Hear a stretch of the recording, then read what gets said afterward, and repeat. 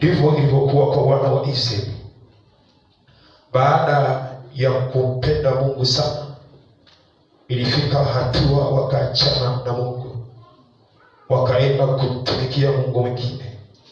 Na Mungu aliwaweka tu makusudi mazima chini ya mkono wa Farao watumike huko, lakini haikuwa na maana kwamba wale wana wa Israeli Farao ni Mungu wao. Bado walibaki ni Mungu wao. Bwana Yesu asifiwe.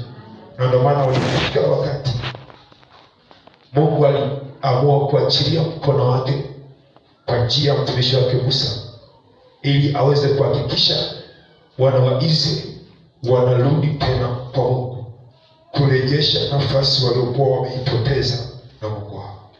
Bwana Yesu asifiwe. Sasa neno kurejesha halina maana tofauti na neno kurudisha.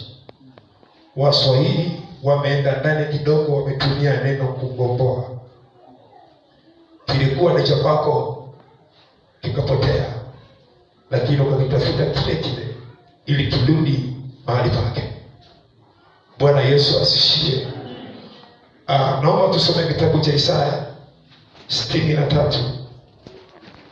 Nitasoma ule mstari wa 8 mpaka mstari wa 10. Bwana Yesu kwa njia ya maandiko yake matakatifu katika Biblia anazungumza, anasema, Isaya 63 mstari wa 8 mpaka 10. Maana alisema, hakika ndio watu wangu hawa, wana wasio na hila, akawa mwokozi wao. Katika mateso yote yeye aliteswa, na malaika wa uso wake akaokoa. Kwa mapenzi yake na huruma zake aliwakomboa mwenyewe, akawainua, akawachukua siku zote za kale. Lakini wakaasi, wakamhuzunisha Roho yake Mtakatifu. Kwa hiyo akawageukia, akawa adui, akapigana nao. Angalia ule mstari wa 8. Maana alisema, hakika ndio watu wangu hawa, wana wasio na hila, akawa mwokozi wao. Haikuwa rahisi mwana wa Mungu kuondoa uhalisia aliokuwa nao kule mbinguni. Haikuwa ni rahisi Yesu Kristo kuiacha enzi na mamlaka mbinguni akashuka duniani ili akupate wewe. Haikuwa neno rahisi.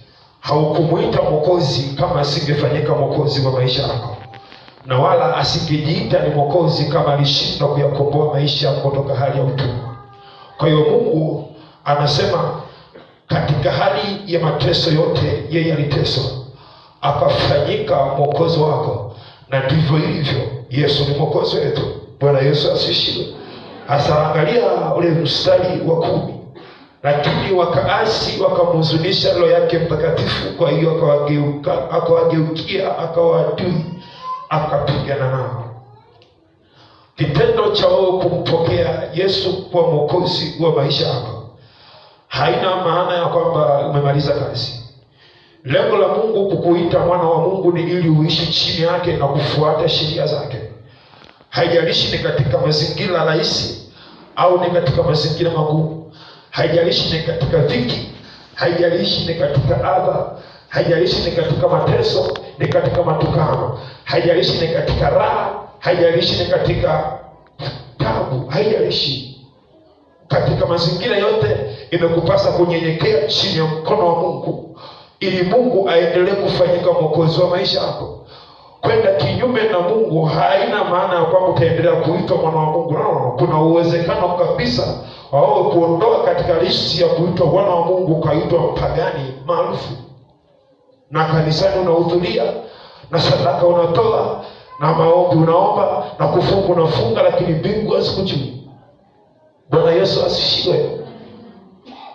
Ninapozungumza habari ya kurejesha, ninazungumza habari ya toba inayoleta nguvu ya kunyenyekea ndani ya Bwana. Ndani ya Bwana. Ndio maana sehemu nyingine ya Biblia inamtolea Yesu kama mwanakondoo. Kwa nini mwanakondoo? Kwa sababu ni mtu ambaye alinyenyekea hata mauti ya msalaba kwa ajili ya maisha ya mwanadamu. Alinyenyekea hata mauti ya msalaba hata kwa ajili ya maisha yako na maisha yangu pia. Unaweza kaangalia historia uliokuwa nayo awali ni historia gani? Inaweza ikawa ni historia mbaya kuliko hata historia ninayokuwa nayo mimi, au ikawa ni historia mbaya kuliko watu wote duniani. Lakini bado Yesu alinyenyekea hata mauti ya msalaba, kukutoa katika eneo la dhambi lililofichwa, kukuweka eneo jepesi na jeupe katika ufalme wake. Bwana Yesu asifiwe. Lakini katika kumtumikia Bwana, Biblia inasema nyenyekeeni chini ya mkono wa Mungu ulio hodari, ili awakweze kwa wakati wake. Utasoma Petro wa kwanza sura ya 5 mstari wa 6 na 7. Nyenyekeeni chini ya mkono wa Mungu ulio hodari, ili awakweze kwa wakati wake, huku mkimtwika yeye fadhaa zenu zote, kwa maana yeye hujishughulisha sana na mambo yenu. Kujishughulisha sana na mambo yenu. Anaposema sana, maana kuna namna ambayo hata wewe mwenyewe hujui kwamba Mungu anahusika hapo. Hujui.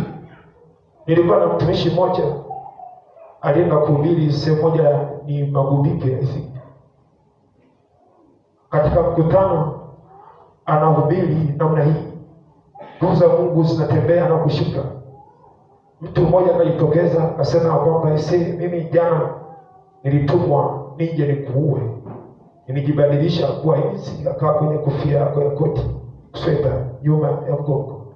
Nimekufuatilia mpaka unapoingia, nimeshuka kufika hapo kwa sababu niliona moto wa Mungu kwenye hiyo nyumba. Kwa hiyo kumbe Mungu hujishughulisha sana na mambo yetu, hata kwa namna ambayo sisi wenyewe hatuwezi kujua. Bwana Yesu asifiwe. Nyenyekeeni chini ya mkono wa Mungu ulio hodari. Ninapozungumzia kunyenyekea, haijalishi ni katika utajiri ulio nao, akili ulizo nazo, huduma ulio nayo, watoto ulio nao, na kila unachomiliki. Jifunze kunyenyekea chini ya mkono wa Mungu ulio hodari.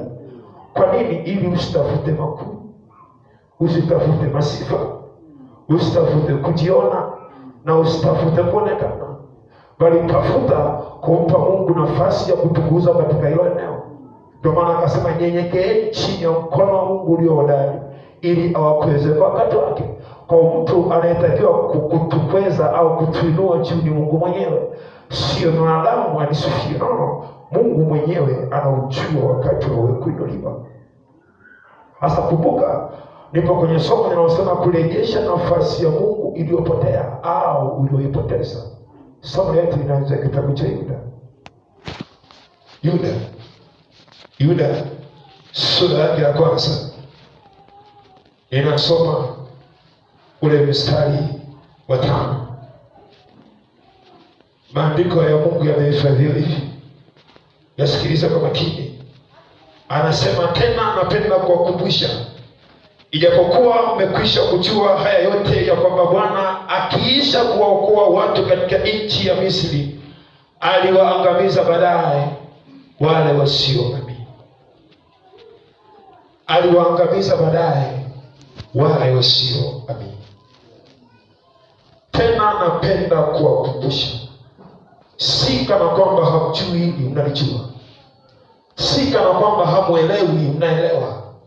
Ya kwamba Mungu akiisha kuwatoa wana wa Israeli kutoka katika nchi ya Misri, alipokuwa akizungumza kwamba nitawapeleka katika nchi ya ahadi iliyojaa maziwa na asali, wote walisikia, wote walijua hiyo, ya kwamba tunatolewa katika nchi ya Misri kuelekea nchi ya Kanaani yenye maziwa na asali. Na wote walitoka pale kwa shangwe na vigelegele na nderemo. Kwa nini? Kwa sababu walitoka katika hali ya utumwa chini ya Farao, wakawa wanaelekea nchi ya ahadi kwa Mungu amewaandalia. Lakini Yuda sikini kitu gani alikiona kwa kanisa? Anasema kwamba tena napenda kuwakumbusha, ijapokuwa Mungu aliwatoa wana wa Israeli kutoka nchi ya Misri kwa ushindi mkubwa, bado aliwaangamiza baadaye wale wasio. Alikuwa anamaanisha kitu gani? Alikuwa anamaanisha kitu gani? Liangalie lengo la Yesu kukuokoa. Anasema hivi, mtapata mara 100 duniani na udhia, lakini uzima wa milele unakuja mbele yenu. Hasa Yuda anaposema akiisha kuwaokoa wana wa Israeli kutoka nchi ya Misri aliwaangamiza. Haijalishi umeokolewa na Yesu kutoka hali ya utumwa wa namna gani, lakini kama katika njia zako za wokovu, katika kutembea kwako na Mungu, umeshindwa kunyenyekea kwa Bwana, umeshindwa kulitimiza kusudi ambalo Mungu amekupa, usije kushangaa hauioni mbinguni. Kwa sababu kama wana wa Israeli waliahidiwa ya kwamba watafika nchi ya asali iliyojaa neema na maziwa, lakini cha kushangaza hawakufika, waliishia njiani. Nini kilitokea? Ni kwa sababu ya kutokuamini kwao, kutokutii kwao, kutokuamini ya kwamba Mungu yupo anatenda na anafanya maajabu. Wakajikuta wanafanya mambo yasiyompendeza Mungu. Kwa lugha nyingine, wakahaini, wakarejea Misri wao pasipo kujua. Lakini Musa akiwatazama ni wana wa Israeli, nao wamechukua mizigo yao, wanaelekea Kanaani, wamevuka bahari ya Shamu. Lakini ndani ya mioyo yao, ndani ya mioyo yao, ndani ya mioyo yao, ndani ya mioyo yao kuna umisi unaendelea kuhubiriwa ndani yao. Kuna umisi unaendelea kuhubiriwa. Mungu hakuangalia gharama alizotumia kuwatoa nchi ya Misri, hakuziangalia zile gharama. Mungu hakuangalia matendo ambayo aliyafanya hata kuwafanya wavuke bahari ya Shamu, hakuangalia. Hakuangalia mtumishi wake Musa ametumia gharama kiasi gani kuwaaminisha kwamba Mungu amenituma niwakomboe. Hakuangalia kitu hicho.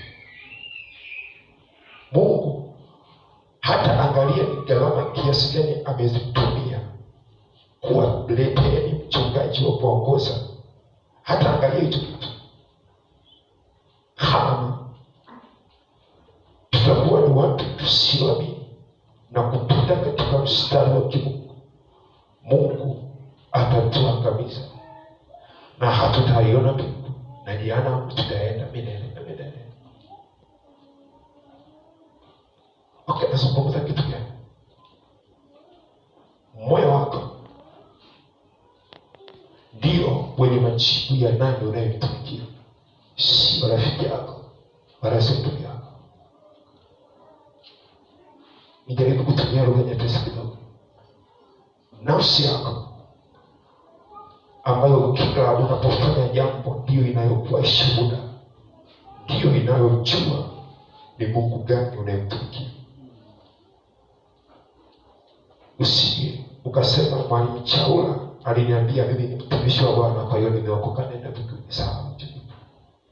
Mungu anaangalia nafsi, haangalii watu. Na ndio maana Biblia inasema akatafuta mtu miongoni mwao atakaye kutengeneza mwamba. Haisemi akatafuta watu miongoni mwao.